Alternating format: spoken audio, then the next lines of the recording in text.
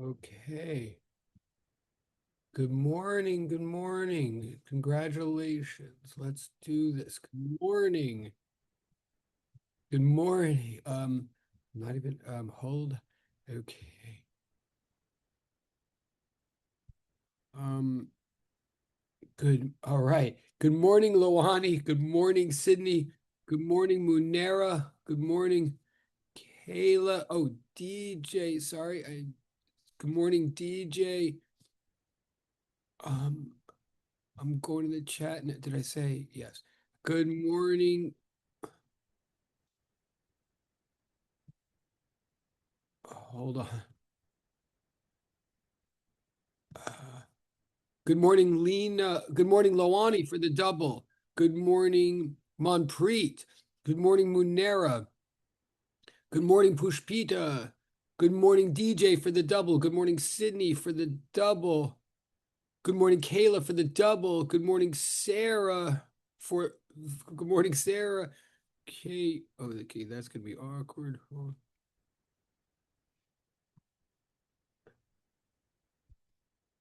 Good morning, Fabricio.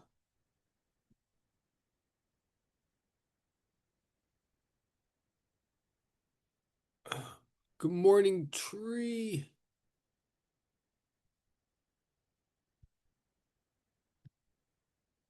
We have, and good morning.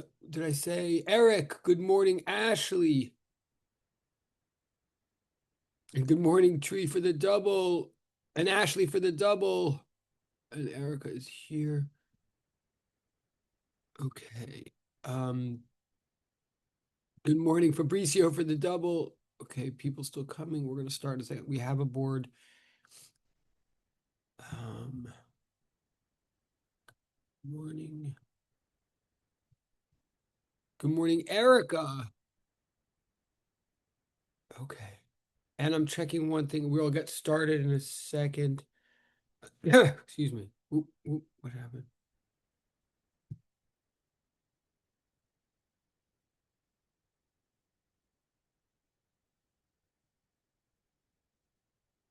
Erica, good job. I see what you said. Way to go. And I mean that. I thank you. I'll just leave it at that. I get it. Um, okay, I'm still looking at the okay, okay. Is there anybody? I don't know why I'm it's kind of weird that I'm over here. Okay. The as soon as I put up the board, it's gonna wipe out this silliness, and this is silly. Um, let me say congratulations, and I mean that. I'm looking right now. Well, it certainly appears that, let me make sure that I'm telling the truth. Well, certainly I can say to, well, or wait. Yes, I can certainly say to everybody, so congratulations for being here. Oh, yeah. Oh, I'm glad you like it. Oh, wait. Oh, wait. Hold on. I'm looking at the chat. One sec. Wait. Good morning, Alice. Good morning, Alice. I'm looking at a direct chat. Hang on. That's everybody. Hang on.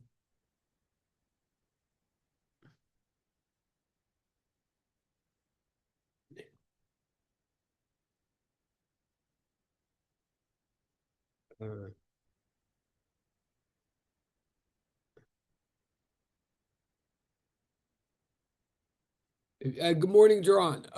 Awesome. Good morning and congratulations. Um,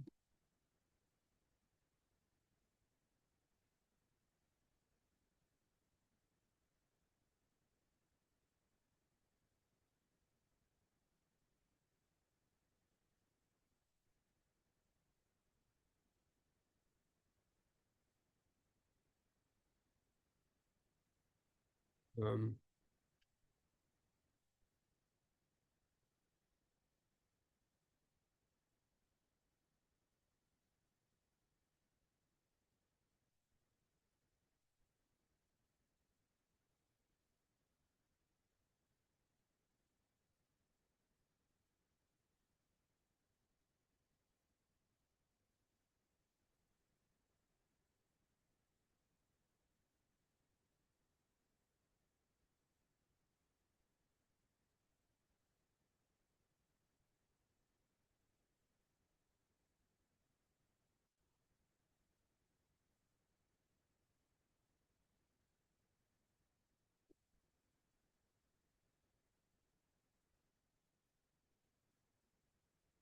Okay.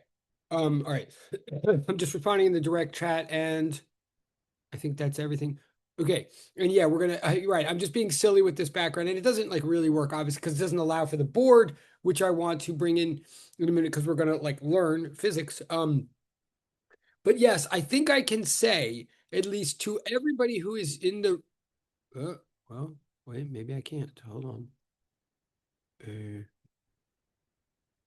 oh, yes, I can say to everybody who's in the room, congratulations for being here and for getting to the other side of this perhaps intense experience. I mean, I'm looking right now, I'm under the impression that if you're in the room right now, it does mean you got an exam to me um, in time, which is good. Because I think at least for some of us, sorry, Alice is just going to be on the table. Sorry. Uh, I think um, this wasn't a joke for some of us. Um, and whatever. To be on the other side of it, to have it done, I hope you're breathing out a sigh of relief. I am for you. I think you've accomplished something, no matter what the outcome then becomes of the numbers and the grade, and the results and the grades and all that. I should have those two. I'm not going to have them tomorrow. I don't want to I should have them next week. I mean, that never was the case last semester, but that is the goal to have them next week. That doesn't necessarily mean Tuesday, but I should have them to you next week. I'm hoping to plan to, so we can discuss, then what they mean and what the results are. But I think it's actually important, and I'm going to move on in a second. But I think it's important that you feel good right now over the fact that they're done and done with, it looks like, dignity and grace. Sorry, the house thing is bothering me. Um, like they're in and you're here, which is not an easy thing to do after an experience like that, and knowing that you're about to have to learn some new physics. So good job. Again, I feel like hopefully this was some degree of a reset for some of us in some ways, and I want you to separate the idea that you've completed this from whatever the details are of its outcome. Like you should be proud and happy right now. I am. Um, um, and then okay, so now we're gonna so good. Um, Now we're going wait, there's something in the chat. We're gonna oh hold on, there's something in the chat about one of the examples. Let me just see something because there's also, I mean, yes, this uh Uh,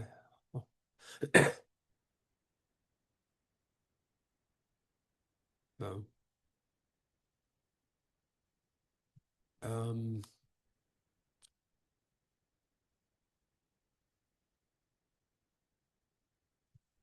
Hold on, just pause for 1 second.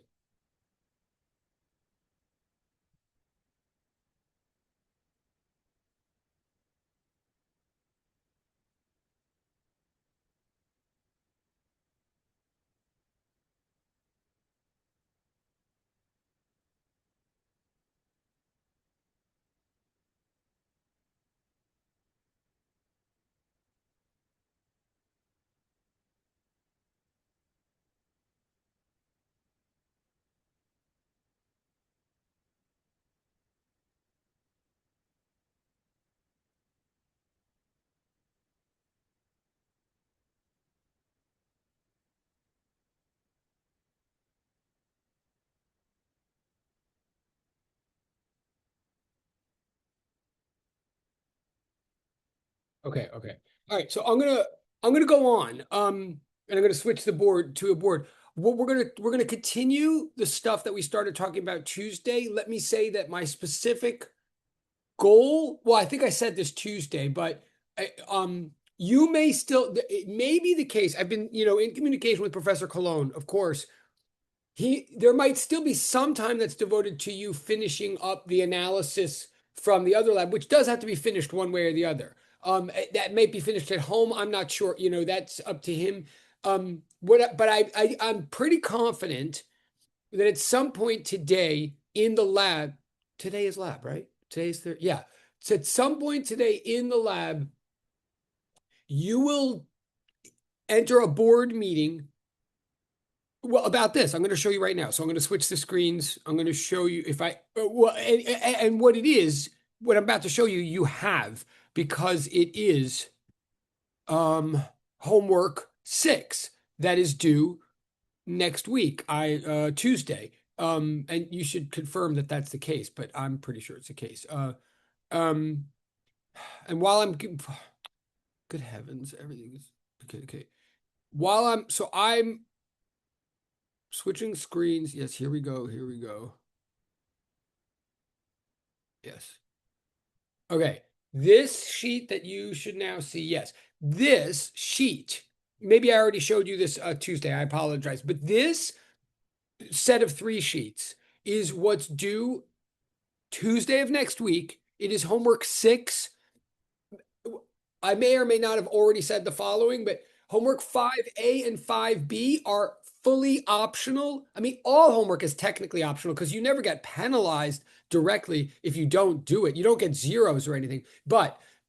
Okay, I'll get you in 1 second, Alice. Let me just say, so homework 5A and 5B are even more optional than usual in the sense that we won't even pretend to directly go over them in class or hold you directly responsible for them in class or anything. And they're not directly like on the final exam or anything like that. One of them, 5A, is to help. Sorry, 5B is to help understanding that could help you for the final exam. So it's supplemental. And certainly if you do it, you get a ton of extra points. You get the points. Maybe I already said this. I think I already said this, and 5A is super helpful if might possibly be taking the MCATs. Okay, so either one, if you feel like doing them, you get points, but you're not going to get don't do a million drafts. We're not going to have like a lot of scrutiny about them, but you'll get points and they'll help you in life, but they're totally optional. That's 5. So, but other than that, there's like no need to worry about 5A or 5B. We're going directly to 6, which is this on the board right now, and which is due next Tuesday, and which the board meeting in lab today is designed to do. You're going to do a bulk of this. You're going to do a significant portion of this in the lab today. And then whatever is not completed, you'll complete for homework for Tuesday. So actually, so what I'm really trying to say is, in a way, this is a fresh start for many of us. And this right now is not calculus oriented. I mean, it becomes calculus oriented. So this is new material, new start. And we're literally telling you that in lab, you're going to work on it as a board meeting, then have more time. And today, I'm actually going to sort of try to give you even more of a leg up on what's going to happen in the lab. So honestly, to be really direct, if you like really pay attention today and or play the video later, like really, I hate to set myself up to say this, but many of you should find this week like a little bit more straightforward or less anxiety provoking as some other things in this class, because it's going to go more in the forward order, not the backward order. I'm going to like spell this out. Then you're going to practice it in lab where it's going to be spelled out more. And so I'm not telling you that but just to, so that maybe because I also know that your brains are operating on like half at this, you're on half fuel. So anyway, so I'm going to start walking through this business in a moment, but there's at least one question. I think Alice had a question, maybe. Wait. Oh, wait. No, I can't, no, I feel like, so, all right. Okay, I'm responding to the chat. I feel like there was a question, but maybe the hand went down. If it didn't, feel free to ask. But no, I think we I have to. put it in the private message. Oh, that's the same. Okay. So yeah, to be honest, everybody, right now I gotta say no to that. It's a legitimate, but like we sort of already made a big concession by like pushing the exam back and stuff. We sort of have to keep going with this material. But the flip side is that honestly, what I'm trying to say right now to everybody is you're going to have a lot of this homework done by the end of tomorrow, or I mean, by the end of today. especially if you're efficient in lab, like we're all doing most of this together as a group. So I don't think you're going to find it as um uh, I don't think you're going to find it that overwhelming, honestly, but we sort of need to keep going with the material. And I also don't really want you to fall behind the other sections. Um, um, so I got to keep the deadline what it is. But again, to everybody, also remember, if you hand in a significant attempt, there's two pieces to this homework. There's basically page two and there's base and page three. And if you make a significant, and page two, you're going to be done with almost without a doubt by the end of today. So if you end in a significant attempt that has all the work for page two and all that, and like starts page three, and you get that in on time, then of course you have more time later to revise and upload and get all the points. So I'm not trying to be mean, but I don't think we need to and if there's really, and always with everybody, I'm also going to back up and say, this is true of the midterm, true of what I'm about to say is true of the midterm, true of the final. Anytime anybody has like really a personal, exceptional circumstance, they, and this applies right now, if, in 2 days or something, if anybody in this room feels like they have a really exceptional circumstance and wants like a little leeway on like something, they can reach out to me and we can communicate about that. And that happens even on exams. Like, I'm not saying we're not human beings, really. I mean, but as far as like the systematic, like group deadline on this homework, and I'm responding to a couple of things in the chat here, what I'm saying. Forgive me, but I've got to keep that the way it is because I got to keep the whole curriculum moving. But okay, I'm looking at the other chats. But I believe, unless, look, if I already made a mistake and I gave it the wrong deadline, well, then that's on me and I'm not going to. But I believe, I'm looking right now, and then we're going to go on. Um, I'm looking to see what I mean, I meant to make it to March 26th. So what's March 20? Today is the 19th. Oh, well, guys, that's on. Well, actually, it is due. That's embarrassing and unfortunate for me, but apparently I did make it due a week from today, which actually I kind of regret, but I'm not gonna change that now. So I guess it is due a week from today. So there you are. So all good, I guess. All's well. And I'm talking about okay. Last thing in the chat. All of what I'm talking about now is homework 6, which is due next week, and which by the if it's not due till Thursday, that is a little so but yes, someone's asking in the chat. Homework 4, remember, was postponed so that you could do your exam and everything. But we gotta move on. Like that was postponed till tomorrow. In principle, you've totally done that when you were preparing for the exam. Like it's I don't know what I can't, so I'm not going to change anything right now. I think we got to move on. If you have a personal situation you want to reach out or something, or you give me the bulk of homework for, and then you're going to do more of it later. Like I get it, but I think especially because homework 6 actually is not due till a week from today, which actually is a little bit of a mistake on my part. I'm just going to leave everything the way it is. I hope that's uh, clear. Okay. I'm going. Oh, and I've been screen sharing this. That's not what I meant to do. Okay. Okay. All right. So this is what I want to get to now. All of this, page 1 of homework 6 and of the board meeting is what I was explaining conceptually and mathematically in class 2 days ago. So this is in principle old news. But then what happens? What's going to happen in the board meeting today and what you will write down for homework, with diagrams and 5-step method and all that kind of stuff is this right here, page 2. Now, it's 5 exercises, as you see. They are literally 5 exercises that ask you to plug into the equation that I gave you 2 days ago. This equation in the center of the board right here, that the electrostatic force that one point charge Q1 exerts onto another point charge Q2. It's the electrostatic force vector that any one point charge will exert on any other point charge. The vector symbols are telling you direction. They're important, but as far as today's board meeting is concerned, like the main number crunching you're going to do is to get the magnitudes. Okay. B, what the direction ultimately means.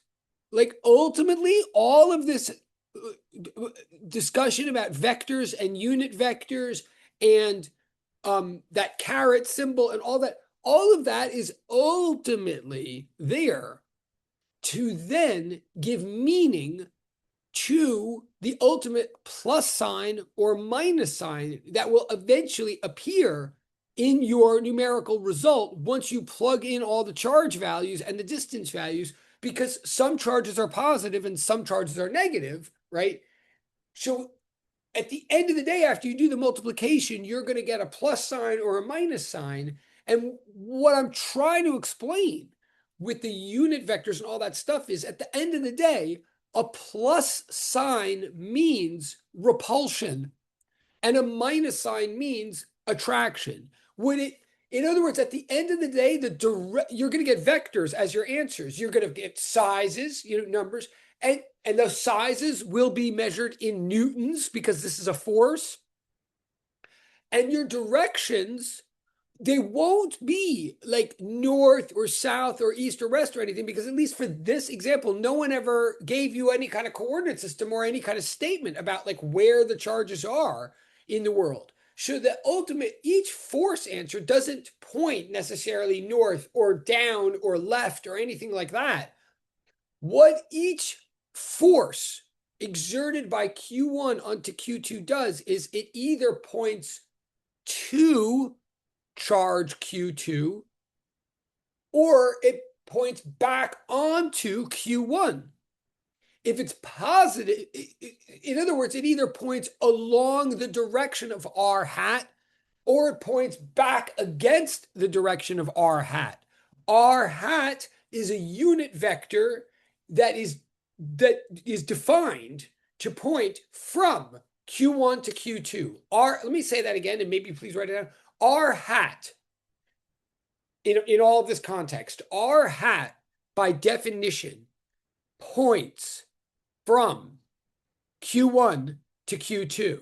In fact, specifically, R, the displacement R, points from R1 to R2. R hat is the unit vector, the vector of length 1 that points from Q1 to Q2. So whenever you see an R hat in an answer or in an equation, it's not changing the numbers. It literally has a value of 1, but it's saying the direction from Q1 to Q2. Therefore, if R hat is left alone and there's no negative sign before it, it literally means the whole answer, the whole force vector points from Q1 to Q2.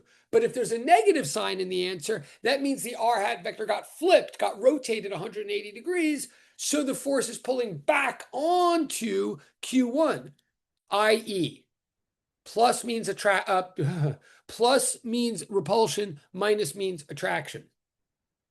Okay, that's the direction part.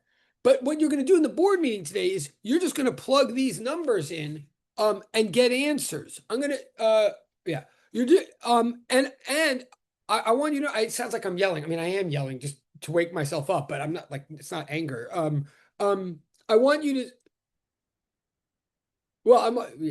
I want you to see that each one of these exercises has the same setup. I mean, so first of all, they are plug-in. They're not meant to be. I guess that's why I'm yelling. I want to make sure you understand this is not a trick. This is to show you something. It's not meant to be stressful. Like the first example I'm sort of giving away right now. I mean, you're on your boards in your groups. You're going to draw a diagram of the situation and all that. I don't want to give away everything.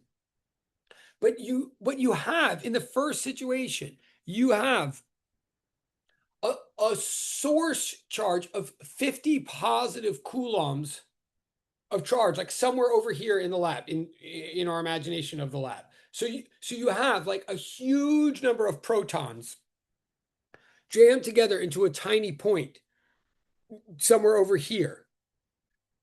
Then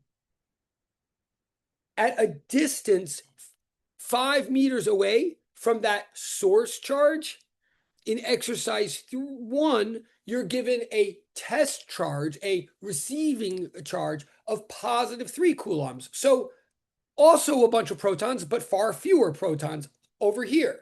So you like draw a picture of that. R vector is the vector of displacement that connects Q1, the 50, to Q2, the positive 3. You're being asked in exercise 1 to compute the magnitude and direction of the force that Q1 exerts on Q2. So you literally are plugging in, like literally you're doing the universal constant, which is 8.99 times 10 to the ninth, Newtons meters squared over Coulomb squared, right? You're plugging that times, I'm plugging into this. Can I do, I don't know if oh, and there's something in the chat. I'm sorry. I missed that there was something in the chat. I'll get that in 1 second. But this equation right here is what you're plugging into. So K is that number, 8.99 times 10 to the ninth. Then Q1 is positive 50. Q2 is positive 3. R is 5 meters. And you square it and you divide those numbers and you're going to get an answer. You're going to get a number of coulombs. It's going to be, for this first exercise, a positive number. I might even tell you now in a second something about that answer. So really, I don't want you to be in the dark today. So you're going to get a number. It's going to be a number of newtons because it's a force. And then you'll have at the end this R hat sitting there. And you might say to yourself, I don't know what to do with this R hat. Like, am I supposed to multiply by? And you don't do anything with it. It sits there. It has a value of 1. It doesn't change the numbers. But what it's telling you in English is that since there's no negative sign, is that Q1 is creating a force that is directed along the line connecting Q1 to Q2, and the force is literally directed along that line from Q1 to Q2. So it's creating a force that is pushing Q2, in effect, down that line. Like if nothing else were happening in the universe, Q2 would accelerate like along in that direction away from Q1. That's your answer. I'm going to say more about that in a sec. And that's okay. And again, no tricks. That's your answer to exercise 1. Let me pause for a second because there's stuff in the chat. Hold on. Sorry. Wait. Okay, wait. So one thing, wait, so we use, right. Oh, okay. So step 1, you draw, I'm going to skip around in the question. There is a question. Can I draw the diagram right now? I'd rather not actually, because then I'm like doing everything for you, to be really honest. I think you're going to do this in lab today and it's your homework. So I think, but look, the diagram would basically be like a big ball over here, or a point, like a really bold point over here. And then another called Q1. The other reason, actually, I can show you a diagram in a second, except I'm like in 2 screens at once, so it's a little tricky. But really, it's just like the diagram I did 2 days ago, but with then I did it with masses. Now you're doing with charges. It's like a dot, and then a vector, and then another dot. Like literally, that's the diagram, and both dots are plus. One is plus 50, the other is plus 3. I'm not trying to dismiss you, but I can't switch the 2 boards right now, and kind of like, if I do that, I'm doing everything. So that's the diagram. Then the question is, what is the electrostatic force exerted by Q1 onto Q2? And then someone's saying in the chat, so is this equation right here step 3? Yes, it is. So step 3 is this given fundamental law. Like this is now a law. This is, I mean, these are all fair questions. This is now a fundamental piece of knowledge. You're not pretending to prove it, because I'm not even right now pretending to prove it. I'm saying we discovered it. It like seems to be the way the universe works. In fact, it's very mysterious that the universe should work this way, but it's tested and tested and tested in the labs. I mean, honestly, or was in the 18th century. So yes, this equate. Can I'm just seeing if I can do it? Oh yeah, I can. So right, this is your step 3, absolutely, and that's what you're using to answer the first exercise. Wait, is there anything else in, hold on, let me stop that. Is there anything else in the, okay, so I hope, there is something else in the chat. Can we think of the plus gaining the distance? Well, That's a really good question. I like this question. Can we think of the plus as gaining the distance, hence repulsions, and negative as closing the distance, hence attraction? Close. Like it's a good, I like the question, but with all respect, and you should definitely submit for points to that. With all respect, I want to say not quite, like you're on the right track, but really think of the plus as agreeing with the direction and the minus as disagreeing with the direction. Like the direct, because I don't want you to think necessarily that distance isn't necessarily being gained. Like this is a force. We don't know if there's going to be an acceleration, honestly, because net force equals mass times acceleration. Like there could be other forces going on here, or these two things could be held in place in the lab. Like we don't know if anything is going to move. We don't want to think of this as motion. We want to think of it as interaction. So the plus refers to, I'll do this again. Hold on. The plus is modifying that. That is telling you literally what that symbol means. This is so stupid that I'm doing it like this, but what that symbol means is, I'm assuming you can see this on your screen. Yeah. What that symbol means is literally the direction. Like hat vectors always mean some kind of direction. What I'm kind of telling you now is direction is specific to the two objects that you're looking at. So that symbol literally means the direction from Q1 to Q2, because whatever Q1 is what we think of as the source of this interaction, and Q2 as the receiver of the interaction. So our hat literally means from me to you. So then if there's a positive sign, that means I agree with that. The force is literally directed from me to you. It goes from me to you. That means, yes, if anything were to happen to you, it would mean that you would zoom away. But if you put a negative sign, it flips that R hat. So long way of saying, I mean, I love the question, but if you're trying to like think of it in, English terms, I think what the plus and the minus really mean is agreement or disagreement with the direction from Q1 to Q2. Okay. So I'm looking at, okay. So you're just going to plug in. Okay. And it's not, you're just going to plug for, I'm scrolling the page. You're just going to plug into that first exercise. I'm even going to tell you, and I'm not going to literally give you the answer right now because really then well, no, I'm not going to literally give you the answer right now, but it will also say this. The numbers look kind of crazy, and partly why we're doing this practice is to practice with the numbers. But I will tell you that the craziest number of all, I want to erase. Okay. The craziest number of all is that K number, 8.99 times 10 to the ninth. Like that's what suddenly introduces a decimal and scientific notation, all that. So I will tell you, pro tip, if you're paying attention now and you're still with me and you want less stress during the lab or less stress during the homework, I will tell you right now, and Justin, Professor Cologne would agree with it. Remember, 9.8 is an approximate value for the acceleration due to gravity. I'm making an analogy here. We're not using 9.8 in this problem, but I'm making a point. 9.8 is not exact. 9.8 is a natural number like pi, where the digits go on forever without repeat or pattern. All natural constants do that. So when we say 9.8, we're already chopping off a bunch of digits and just, or we could say 9.81, whatever. We're making a choice about where to chop off the digits. We're not lying. We're approximating to a level of precision of our measurement instruments. Therefore, sometimes it's really convenient, as I think you've seen, to even chop off further and call 9.810. There's nothing wrong with doing that. I mean, it depends. If you're trying to, build a bridge that's going to hold people, you might not want to approximate to that level. But if you're trying to solve a theoretical problem, it's very convenient to change it to 10 and you'll have much more perspective on the numbers and be able to know whether your answers are right or wrong if you change it to 10. It's not lying any more than calling 9.8. Therefore, similarly, this number 8.99 times 10 to the ninth, where is it? This number in the center here, 8.99 times 10 to the ninth.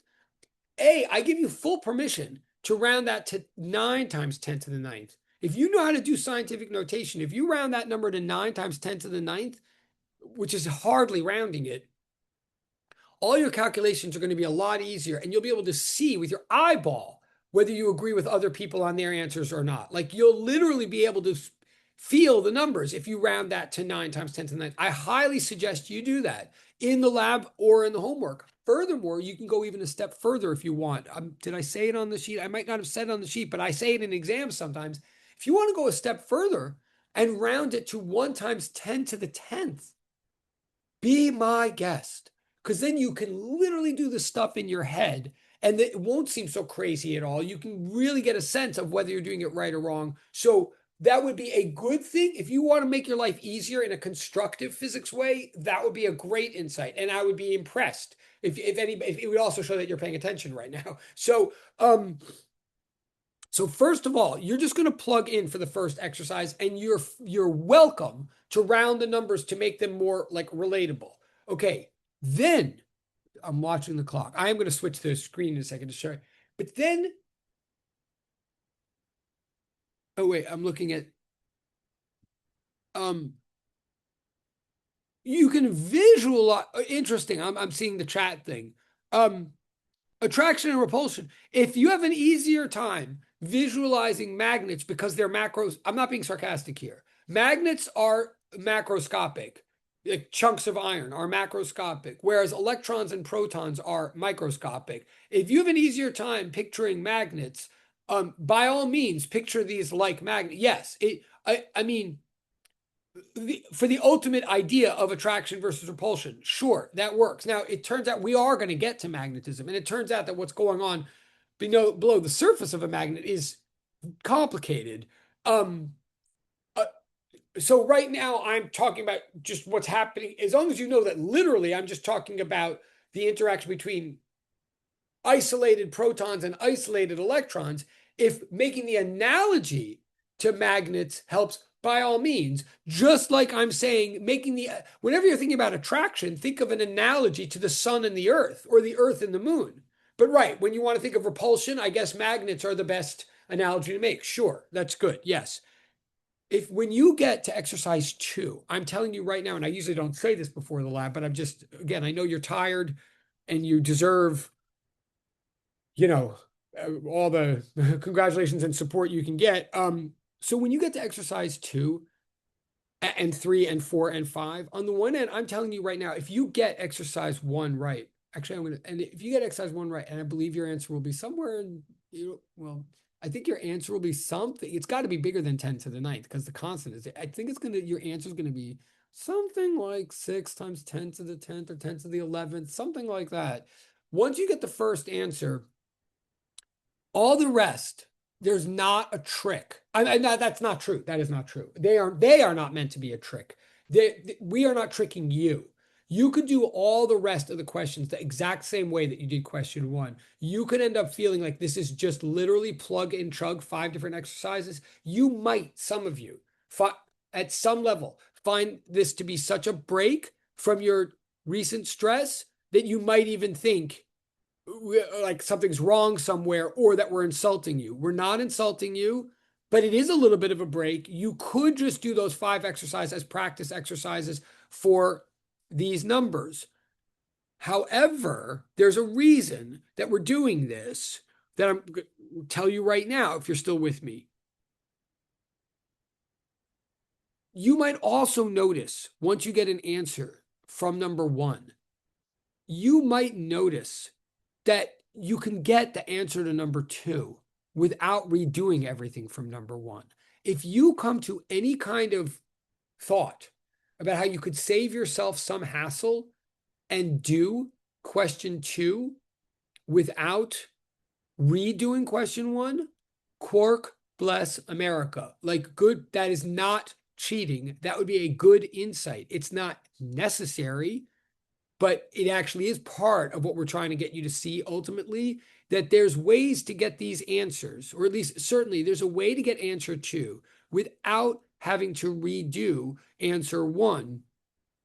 And specifically that, and it's not major. You might even be realizing it right now while if you're having any instinct about what I'm saying, you're probably right. Notice that no other values change in the whole problem. As you proceed through these exercises, none of the values change at all except for the value of Q2. Q2 is the only thing changing in each one of these questions. And Q2 is in the numerator of a fraction of the equation, right? Like the equation is that the force is based on a bunch of stuff times Q2. So the answer is always directly proportional to Q2 as long as nothing else changes, and nothing else is changing in the problem. I'm going to say, I'm going to pause for a second. Well, what I'm trying to say, and then I'm going to pause and ask you if you're with me. I'm saying the first big part of the lab, you're literally just plugging into this equation 5 different times, and you could go step by step and just replug in, and that would be fine. And as long as, and you don't have to redraw the diagram every time, just say like C diagram above, but change Q2 to this, C diagram above, but change Q2 to this, whatever. And it's the same step 3 every time, blah, blah, blah. So you're either going to plug and chug 5 times and get 5 different answers, or you're going to start realizing as you go that there might be ways to save yourself some work. And if you realize those things, I want you to know that is part of the purpose of this. It's not cheating. So but in the end of the day, you're getting 5 answers, not at the end of the day, but at the end of this piece, you're going to get 5 answers from this equation. I'm going to pause for a second. Honestly, does that seem sort of clear so far of what's happening today in the lab, in the board meeting?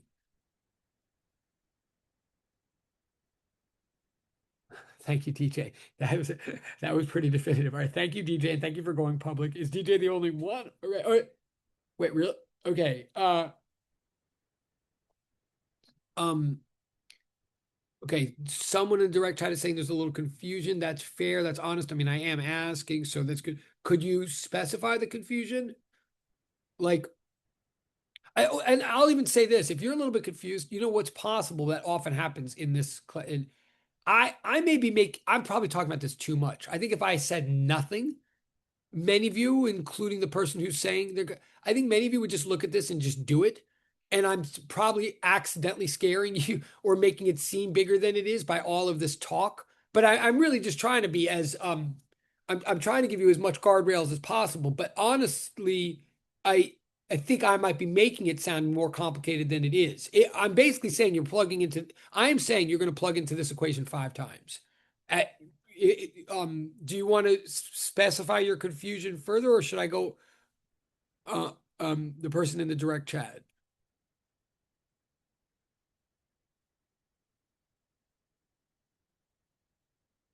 Uh, Maybe that person's typing, I'm not sure.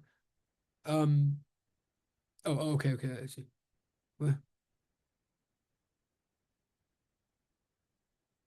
Wait, okay. I appreciate the specificity. I'm a little confused with the proper plug and since I say not much is changing. Well, I think what I'm saying is you're plugging into this equation each time. But what's given, the diagram you're going to draw is there's a given amount of source charge. Like there's a 50 Coulomb thing sitting here somewhere. And then at a given distance, 5 meters away, there's something else, the Q2. And that's like the setup. Like in the lab, it's like you have like a big ball of protons in the lab. And then 5 meters away, you have like a little chamber where you're going to keep putting in different things in that chamber. At first, you put a few protons in that chamber, like 3 coulombs worth of protons. But then in the next exercise, you take them out and you put in like 6 coulombs worth of electrons. And there's a force. And then you take those out and then you put in like 5 coulombs worth of protons. Like, so when I'm saying only one number is changing, I'm saying that every single time you're calculating the force that this ball of protons exerts on whatever is over there 5 meters away. And the only thing that changes in the situation is what is over there at 5 meters away being affected by this 50 Coulomb positive charge. Whatever's over there is what we call Q2, and the test charge. And that's the only thing that's changing in each exercise. So each answer you get is going to be very, very similar. It's going to be all like 10 to the 10th newtons, some big number like that. It's just going to be in one case something like 6 times 10 to the 10th newtons, and in another case like 1.2 times 10 to the 11th. Like they're going to change by that. I think I just gave away 2 answers, by the way. But like, so one case it'll be like 3 times 10 to the 10th, and another case it might be like -5 times 10 to the 10th, but they're all similar numbers. They're just changing slightly because the only thing that's changing is the Q2 that's receiving the force. Does that help at all? I honestly, I think it's very possible that I'm over talking this because I am basically just saying you're plugging in to that equation 5 times, and the only thing you're changing each time is the value of Q2. Does that?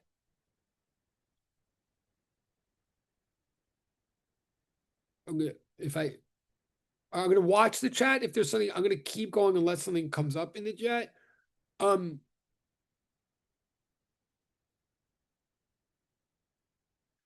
um,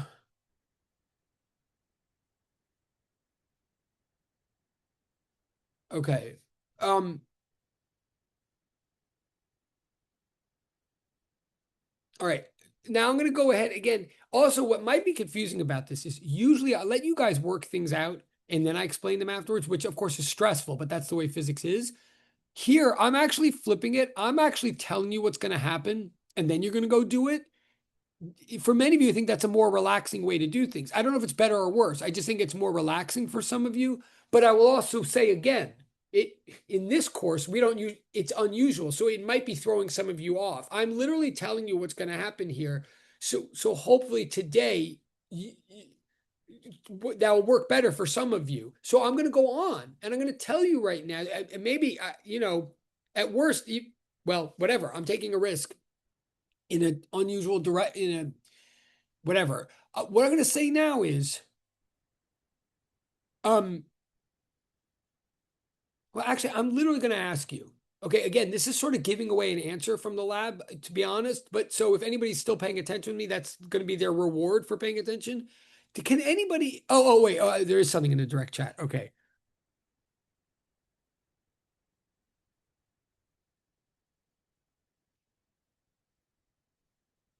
Yeah. Wait.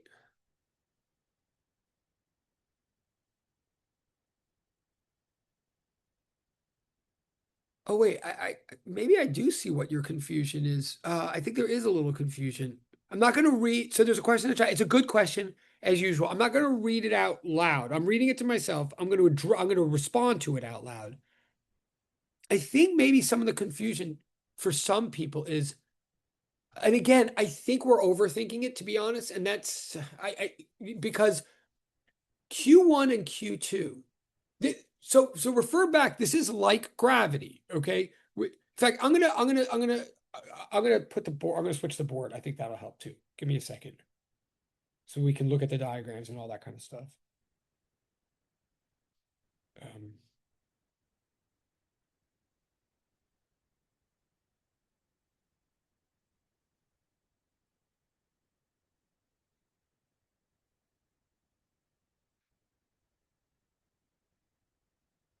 okay. So here's the PDF for today, but it includes the PDF from 2 days ago. So look. This was like how gravity works. The whole idea of gravity was that if you have a point of mass over here and another point of mass over there, and they're separated by a displacement r, then the whole idea of gravity is how much this mass is pulling on the other mass. A force is always an interaction between two objects. So gravity was all about this automatic interspatial pull that seems to always happen between any two masses that you have in space. Um, so the so M1 referred to one of the masses, and M2 referred to the other mass. And the only difference between the two masses is kind of like which one you're focusing on as creating the force, and the other one you think of as receiving the force. Let me remind, like, so like sun and the earth, like here's the sun and here's the earth. The sun pulls on the earth. So M1 would be the sun and M2 would be the earth. Now, now, remember, it's kind of like the way you're looking at this is always Galileo perspective. Like the fact is, if the sun is pulling on the earth, it is also true that the earth is pulling on the sun by the exact same amount according to the exact same equation. So it's just a matter, but those are two different, I mean, they're both true always, but they have two different effects.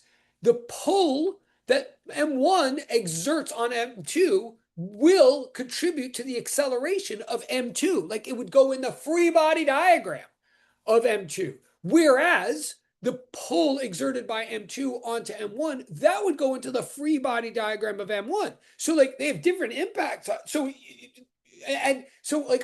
And the free body diagram of M2 involves any and all the forces that are happening to M2. There could be other things happening to M2 that have nothing to do with M1 and vice versa.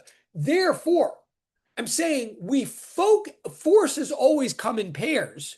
Always. That's Newton's third law. But we always focus on one force at a time. So when we're focusing on what M1 is doing to M2, we call M1 the source and we call M2 the test. We could have called it the recipient or something, but we don't. We call it the test. So they have like equal status in the equation and in the phenomenon. The equation says that the amount that M1 pulls on M2 is directly proportional to how big M1 is and how big M2 is, both, right? Anything that, if any of that made sense, I'm saying the exact same thing about charges. Exact same thing. It's just a little harder to picture because, okay, charges are smaller. But like if you have a proton sitting over here, okay. If you have a proton sitting over here, or many protons smashed together, and you have like a proton or many protons or many electrons or something sitting over here, Q1 and Q2, like they're both contributing to the force. When we regard Q1 as like the capital letter, I mean, it's just a matter of our perspective. But when we think of Q1 as so in this homework, in this lab that you're in this board meeting that you're doing, we're thinking of Q1 kind of like the sun. Q1 is sitting there. It's this big amount of positive charge. It's sitting there in the lab. And then 5 meters away is some like a planet in effect, some bunch of other protons or other electrons. But the only thing is we're testing how they're being impacted by that big old bunch of 50 coulomb protons that's sitting there stationary the whole time. So Q1 and Q2 are both. I'm looking at the question. Oh, okay. I'm seeing another thing in the chat. I'll look at it in a second. But the original question I'm looking at.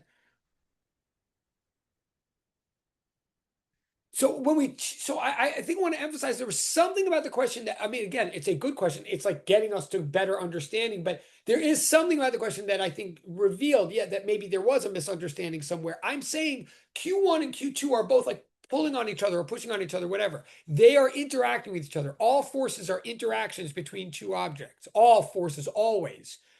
All forces always are interactions between two objects. The thing that's special about the forces that we're looking right now, the thing that's special about gravity and electricity is that they somehow do it without touching, without any, through empty space. That's what's interesting. But it's still an interaction between two objects. The two objects in this case are Q1 and Q2. And what we're doing is we're sort of trying out a bunch of different Q2s to receive the impact, the pull or the push of Q1. I don't know if so. I'm going to look at the second chat thing. The change of the numbers of the protons and electrons. I think and let me emphasize also the distance 5 meters. And of course, I'm talking to everybody. Like the various things that are happening in the chat. I mean, I hope I'm addressing them because I hope the various people, and there is more than one of them, who's talking in the chat, like I'm believing that they're speaking, for other people as well. I want everybody to get this. I So something else that's happening in the chat is, to be clear, the 5 meter distance, or the R. Maybe this is part of what's confused. The R mean always in all these equations, R with an arrow over it means displacement, right? But displacement means distance and direction. Like these numbers, like 5 meters in this diagram right here on the board, for your lab purpose, the R,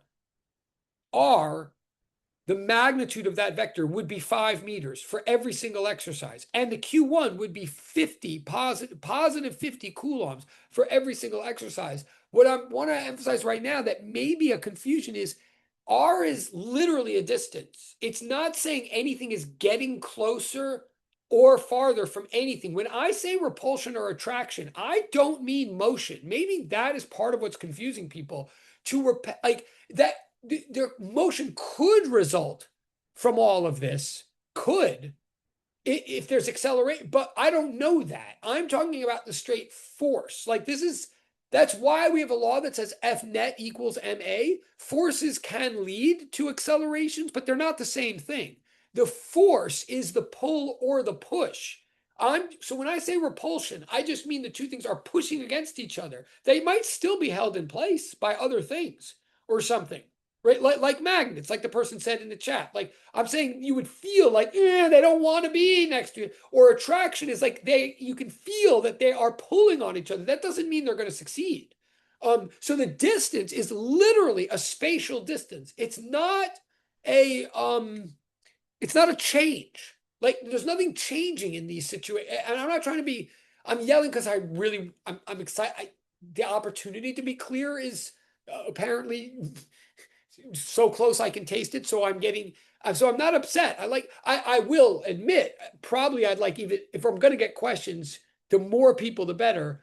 Or if my next statement doesn't really like address this set of questions, maybe you should just give this a chance and work it through and see what you think. In fact, I'm going to say something about that in a minute, but okay. But so that nothing is changing in the situations. It's given number, given number, given number. What's the result? Wait, so I'm looking, there's one more thing in the chat and I'm looking at the time. Wait.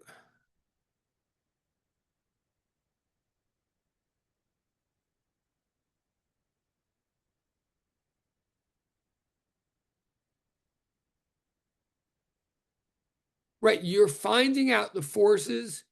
In each one of these exercises, you're finding out the force that is exerted from M1. Well, in the case of this lab, from Q1 to Q2, you're finding out the force that Q1 is exerting on Q2, the force vector, which means you're finding out the magnitude and direction. And yes, we're looking at what we happen to be talking about is how electrons and protons are interacting with each other. We are saying that electrons and protons interact with each other in this mathematical fashion that is very much like the mathematical fashion that like masses, like pieces of the sun or pieces of the earth or pieces of a coffee cup interact with each other. So yes, so my answer is yes to that. All right, I'm going to go on. We have 16 minutes. Because then there is more to this. Like that's okay. Cool. I appreciate it. Thanks for hanging with. All right, good. Now, so this is a part, again, to be honest, and maybe also I'm getting over, because I know I have a tendency to overthink or to think before doing. This whole page is what we've just been talking about. Honestly, when you get to lab today, for many of you, it's going to be much more relaxing just to do it, really. And think about and in fact, why it's 5 exercises is that once you've done the 5 exercises, then you can sort of think about what it means afterwards. It's easier sometimes to just do this stuff and see it. And then think about what it means, because yeah. So do that for page 2. But now I will admit, okay, we have 15 minutes left. Then it's going to get into page 3. Now, page 3 is harder. And as it turns out, I guess, given various things, I guess, and I think I can go public. I think she would. Yeah, I mean, in a way, I guess Alice and other people were right. In a way, it's good that you have till Thursday to do the rest of this. I think you're going to start it today in the lab, and you'll have a big advantage starting in the lab. But what happens is you get vectors for your answers for these 5 exercises. You get vectors. You'll know they're vectors because they have an R hat in them. That means they have direction. Now, the direction just means from this to that. It's like not that exotic, but they are vectors. So then where this goes is, what can we do with these vectors? And the answer is we can add vectors together. Why would we ever add, and that starts getting into some math. Why would we ever add vectors together? Well, it turns out, first of all, that you could have. Oh, wait, I'm looking at this as though I'm sharing screen. Sorry, I'm not sharing that screen. You'll get 5 answers. They're vectors. It turns out that vectors can be added. And why would you ever add vectors? Well, you could have a bunch of protons over here and a bunch of protons over here, and together they're both affecting some bunch of protons or electrons over here.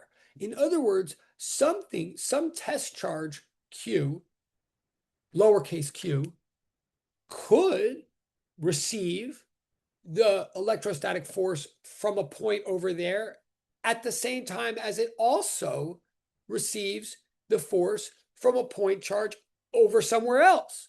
Just like the moon might be pulled by the sun and the earth, or Earth might be pulled by the sun and Jupiter. I mean, in fact, it is, right? In fact, in reality, in life, everything is pulled by a whole bunch of stuff, and all protons everywhere are pulled and pushed all the time by a whole bunch of protons and electrons everywhere. So how do we deal with that? We add up the vectors. Now, we're going to do one exercise. This homework, this board meeting, has you add 2 vectors just to see what the process is. So you're going to get the total force at one point in space due to 2 point sources of charge somewhere else in space, somewhere in the XY plane. You're going to add 2 vectors together, and that's going to be enough to see what the process is and to see that it is just hard. It's just doable enough that it can be done, but it's just thick enough that once we start getting into more than 2 charges, we're going to want some other technique to save ourselves time. But the basic exercise that happens on the 3rd page of this is it gives you 2 point sources and asks you to combine their effects together onto one place in the origin of a coordinate system. I may hold on.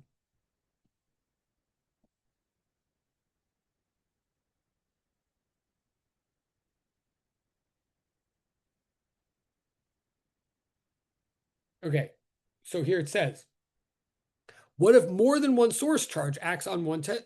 Okay, wait, but I'm actually gonna, sorry, apologies. I will look at the questions if I can in a couple minutes, but let me just try to make, and I think, so, yeah, I see the questions, but bear with me for a couple minutes.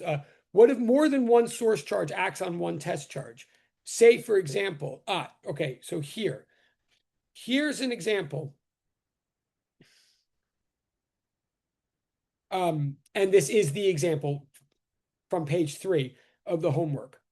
And it says forces add in the manner of vectors. So here's the example. You have a Q1 source charge at coordinates 5, 4. And it's +5. Again, this example that's on the board right now is literally the page 3 example. It's like the numbers and everything from page 3 of the sheets. Then you have another Q2 at coordinates 10, 3. What it's asking you here is, what's the combined effect of both of those forces onto a point at the origin of this coordinate system at 0, 0? It's asking you what the combined effects are. Now, specifically, really, what you'll find, it's going to use, by the time you get to this in the sheets, it starts using a different word. Well, I'll get to that in a second.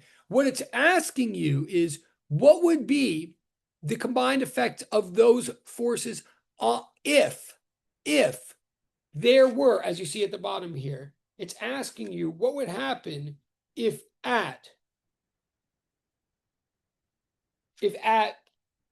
the origin there was +1 coulomb of charge. In other words, it's sort of asking you what would be the force, the combined force from both of these source charges on every +1 unit of test charge that could be located at the origin.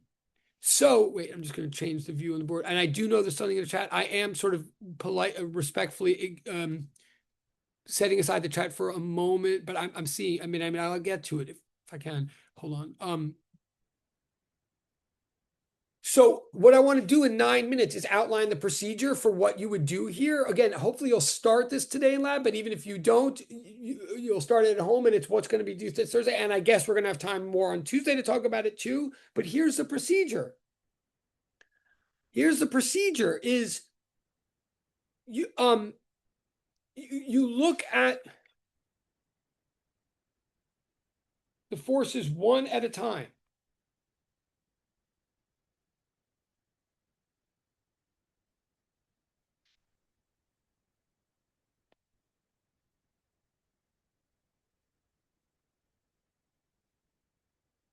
Look at the first one, the force from capital Q1. Q1 is +5 coulombs, and it's at coordinate 5, 4.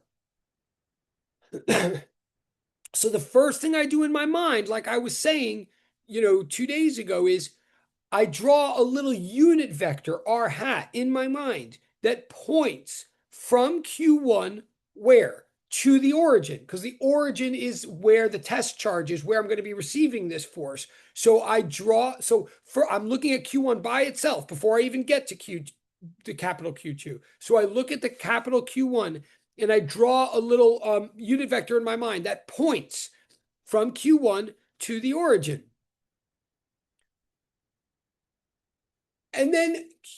And I say that the ultimate force that Q1 is exerting on the origin is going to have to scale up or scale down that unit vector. Like I'm going to turn that unit displacement vector into a force vector by multiplying it by K, Q over R squared, all that stuff. I'm going to multiply by all those numbers, and then and the numbers Q1 and lowercase q each have signs in them, right? Q1 apparently in this case has a positive sign, and lowercase q has a positive sign. So two positives are going to be multiplied together, and that yields a positive. So at the end of the day, I'm going to get a force vector that is some big number, right?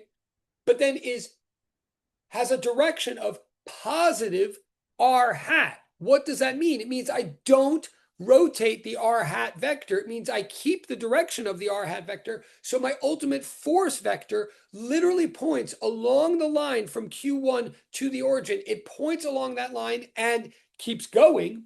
Like if I want to start a vector, this is like making a free body diagram. If I'm going to draw the vector, the vector I'm talking about right now, the vector that I'm talking about is this one. I start its tail at the origin because I'm looking at what is happening at the origin. I start its tail at the origin, and apparently I go down and to the left, or in other words, I go south and west because I'm continuing the direction of that r hat. R hat said push from Q1 to the origin, and nobody ever told me to rotate that vector. Q1 is a positive, the thing at the origin is a positive, so the Q1 is pushing, it's repelling the origin, it's pushing it away from it. I don't know if it's going to succeed in moving away or not, but it's trying to push the origin away from it. So I draw an arrow coming out of the origin, going down in southwest. That is, I'm going to keep going for a minute, pardon me. That red arrow it represents the force vector that Q1 is exerting onto the origin. But then now I shift gears. Now I go over and look at Q2. Q2 is negative 2 coulombs at the coordinates 10, 3. So again, I draw an R hat from Q2 to the origin. I draw a little a unit vector of displacement that points from capital Q2 to the origin. And then that's the direction. And then I scale it up, like I multiply it by K and divide by R squared and all that kind of stuff. So now I have a different size arrow, and now it's a force arrow measured in newtons instead of meters. But then I say to myself, wait a second, when I plugged in the Q's, when I plugged in lowercase q, the lowercase q1 that's sitting at the origin, okay, that was still a positive. But capital Q2 apparently was given as a negative. At Q2, what's sitting there at coordinates 10, 3 is a bunch of electrons, evidently. So I plugged in a negative sign multiplied by a positive sign. So my whole result evidently is negative. My whole result is negative. What does that mean? It means this direction that was given by R hat, this direction that points from Q2 to the origin, now flips. It rotates by 180 degrees, like the arrow gets negated. So the arrow that I draw from the origin that represents the force due to Q2, the arrow that I draw, I start the tail at the origin. Again, this is just like a free body diagram. I'm drawing a force.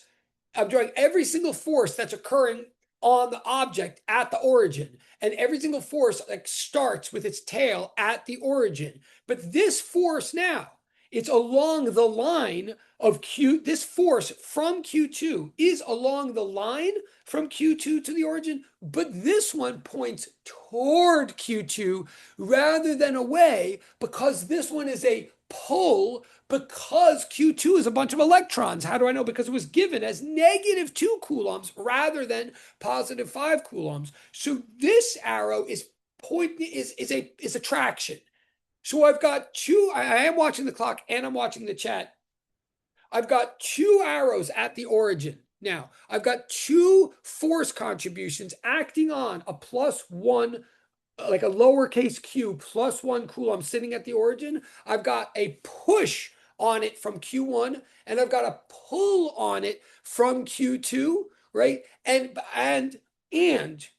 I didn't draw this perfectly to scale, but I'm trying to get across an idea here. I reasoned that the Q2 arrow, not only is it a pull rather than a push, but I think it's a lot shorter than the Q1 arrow. I think the force from capital Q2 is a lot weaker than the force acting from capital Q1. The reason I believe that is two reasons. Number one, capital Q2 is a much weaker charge. I mean, it's 2 coulombs rather than 5. So what's being plugged in the numerator is a lot smaller. It's like the moon pulls less than the sun.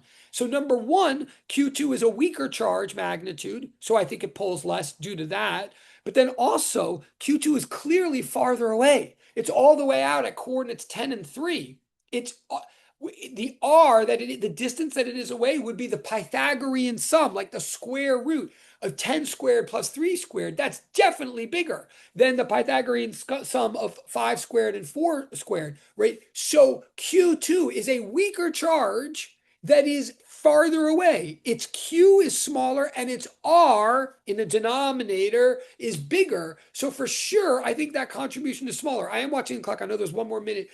I'll get more to this on Tuesday, but what your job is going to be is to add these two vectors together to get one final vector. And the way you're going to do it, I'm just telling you quickly. I mean, you'll see this all in the PDF and we'll talk about it Tuesday. But if you get to this today, the way you're going to add these two vectors together is by taking their components, just like you did in Physics 203 with displacements and velocities and so forth.